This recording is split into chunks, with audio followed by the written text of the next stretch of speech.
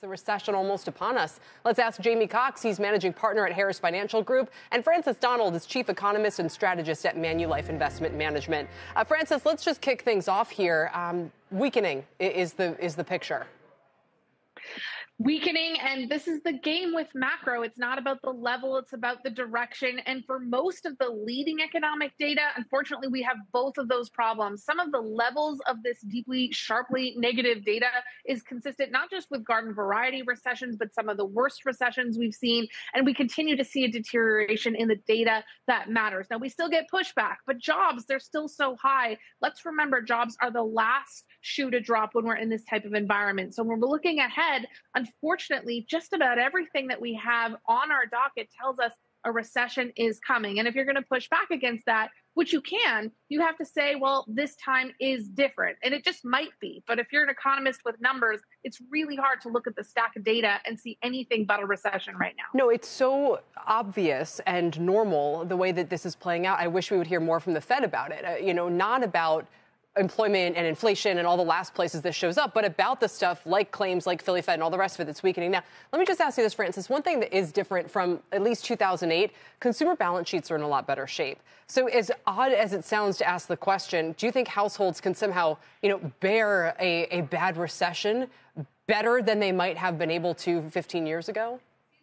Well, they may be able to. And the other component is that we still have a significant labor shortage. We had significant mass early retirement. We may see a pretty sizable recession in growth data that doesn't translate as much to the labor market. That might mollify some of the challenges that we're seeing ahead. So even though I can look at this huge bevy of data that says, well, it's quite clearly a recession, certainly there are elements that may make this a little bit less bad. My question for the Fed is, what are you going to do when unemployment starts to rise, but inflation is still at 3 to 4%? We've been so inflation focused with their mandate. They may have to actually say, you know what, we're going to have to cut even with inflation at 3%.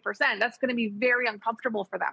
That is a great point. Jamie, let me turn to you because I feel like you're not as bearish, but you're also still in the camp of saying, like, obviously, like this is going to happen, and the Fed needs to do something about that. So just and Ken, I know, for instance, a lot of people like you yourself focused on AI trades and secular winners, but can that really transcend these macro wins, you think?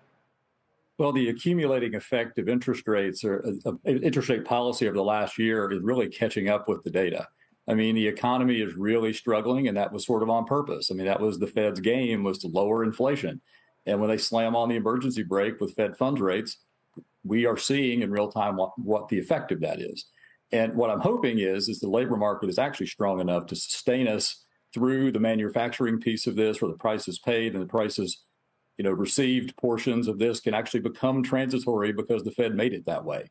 So I'm hoping that we can get inflation to actually fall and actually have some type of, economic slowdown that will not translate into the hardest of recessions. But unfortunately, the further this goes and the higher interest rates go or stay for longer, the more the reality is the recession will be harder and longer and deeper. Yeah. So I do believe that you can trade through it, but it's not going to be an easy thing. And to add insult to injury, we're staring down the tooth of a debt ceiling debate, which is completely unnecessary. So we have a lot of things that are sort of already making it difficult enough for markets and the economy, and then add on top of it something that's artificial. You could get a very, very bad result in the next couple of months. Jamie, why is the market, and not just the market, we see plenty of, corporate bond issuance. We see like risk on kinds of signs that look pretty good. So if people were looking at the signal from equities, from some of those things, they might say, you know what, it's just not that bad. And I can't understand that. I mean, things like jobless claims are so obvious, right? They're not hiding. It's out there in play. And it's not horrible. I don't want to overplay it. It's up, from 200 to 245,000 this year. But I don't think it's just going to go back down, right? Continuing claim. Why doesn't risk care more? Why don't investors care more about this? I honestly don't understand it. Well, once the snowball of jobless, once the snowball of unemployment starts, it usually gets really bad.